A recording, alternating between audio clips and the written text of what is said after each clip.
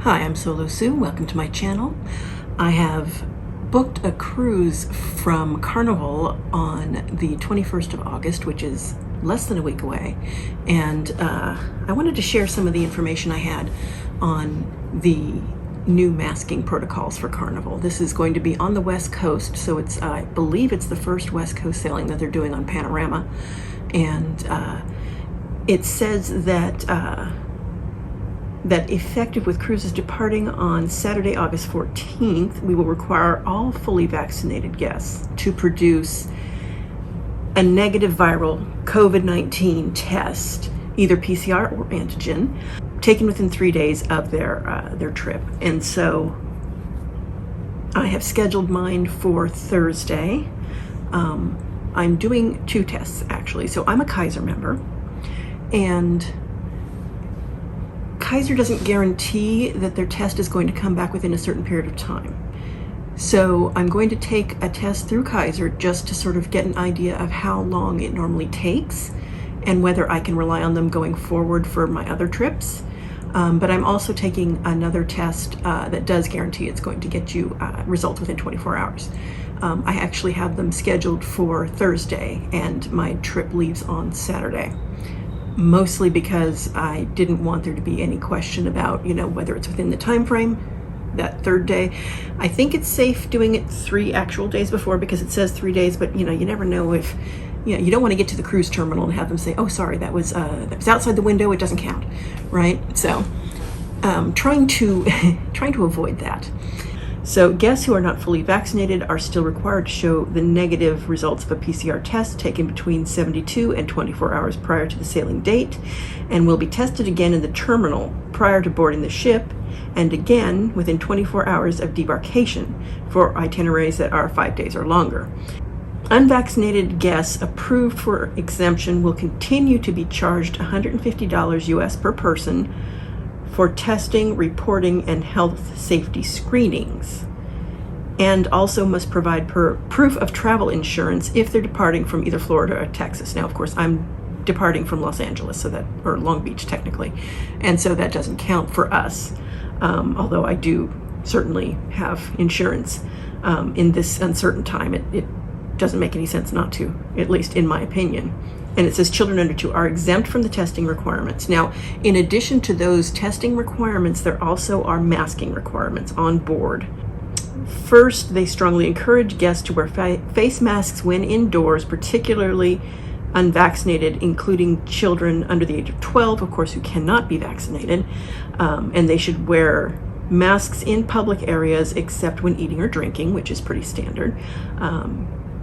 Guests of age 2 and older will be required to wear face masks in elevators and in designated indoor entertainment areas, all retail shops, the casinos as well, although you don't get a lot of kids in the casino, but they may have some adults who are exempted, and anywhere else where large numbers of guests may congregate, which makes some sense, of course. And as a reminder, masks are required during embark and debark in the terminal, and they should also be worn during the debarkation process on board the ship. So once you're, I guess, ready to start the debarkation process, you should put your mask on, regardless of your status. And of course, if you're flying, I'd be flying down to Southern California, then you're going to have your mask on for the entire duration at the start of the airport, when you get to the airport terminal, and all the way through your flight, and until you get out of the airport, you're federally mandated to I can almost speak.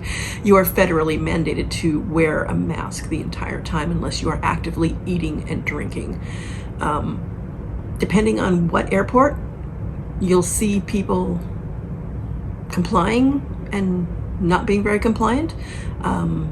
I have some videos on my site where I went through Houston and saw far less compliance in that airport and enforcement in that airport than I saw in pretty much any other airport I was in during that. And that includes San Francisco, Dallas, LA, and Houston.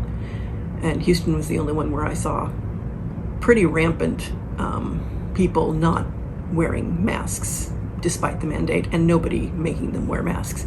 which is a bit scary with the Delta variant these days. So anyway, I wanted to bring this up for you. I am really, really looking forward to my cruise. This is going to be the first cruise I have been on since December of 2019, and I have very much missed cruising. So yeah, that's what I'm looking for, and I've got less than a week before I get on an airplane.